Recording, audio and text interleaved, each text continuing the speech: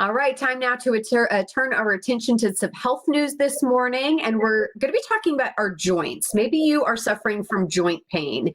Is now a good time to actually do something about that? Well, this morning I'm so happy to welcome in Dr. Alexander, a board-certified orthopedic surgeon with AdventHealth this morning.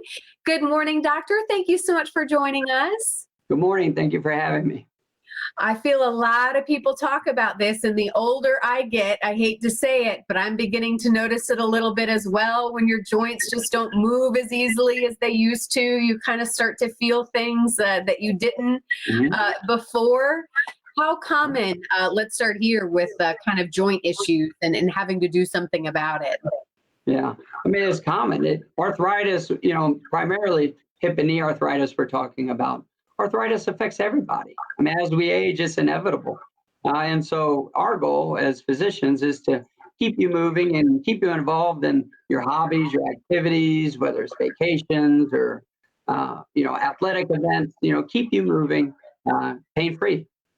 Well, and it's interesting because I think more than ever, we're realizing how important it is to keep moving in 2020 and the pandemic that we're going through, how important that is for our well-being. Is right now a safe time to come and see you and do something about joint pain if something like surgery is needed to be done? Absolutely. The hospitals, the office staff, I mean, incredible measures have been taken to make things as safe as possible. And there have been, countless meetings, especially at the beginning of this pandemic when we really didn't know what to expect. I mean, every single patient and person that enters the building of that hospital is tested for COVID.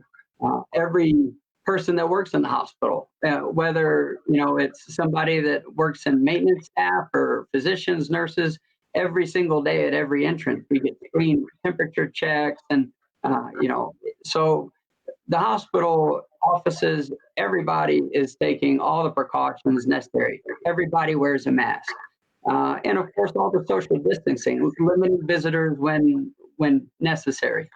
So it's as safe as could be. Let's talk about when it actually comes down to surgery. Who is the best candidate? How do you know when someone is ready to actually take the surgery approach? Well, first of all, you have to have the diagnosis. And so for hip and knee arthritis, you want to make sure that that is the diagnosis. Do you have hip and knee arthritis? But then we say, we treat the person, not the x-rays. And so even though you may have hip or knee arthritis, then it comes down to how is it affecting your life? Is it limiting your activity? Can you not go on trips? Can you not play with your grandchildren? Are you not able to golf? If those answers are no, and you're just not having the quality of life you want, then it's something to consider.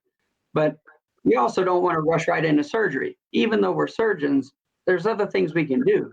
There's medicines, there's injections, there are braces, there's physical therapy. And so there are multiple things that we can do to help the patient. Let's say, though, that surgery is the best option. What does recovery look like, doctor?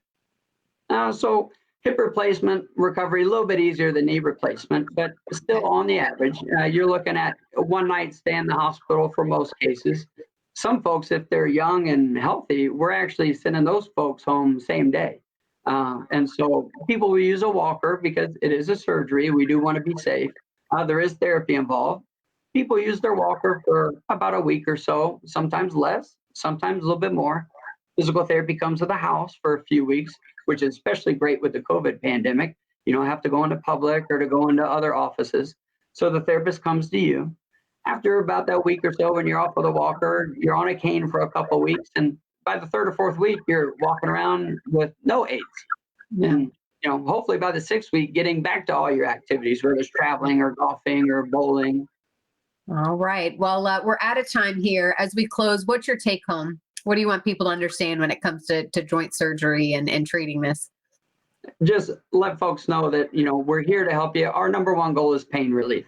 And so, whether it's surgery or non-surgical treatment options, we want you to enjoy your life and to do the things that you love doing. And again, 2020, I feel like people are realizing that more of what's important and being able, as you said, to be with your grandkids, to live life in the fullest. Doctor, thank you so much for your time. We appreciate it. We put up the website there so people can get in touch with you and your team. Thank you. Be safe. Thank you. All right. Have a good day.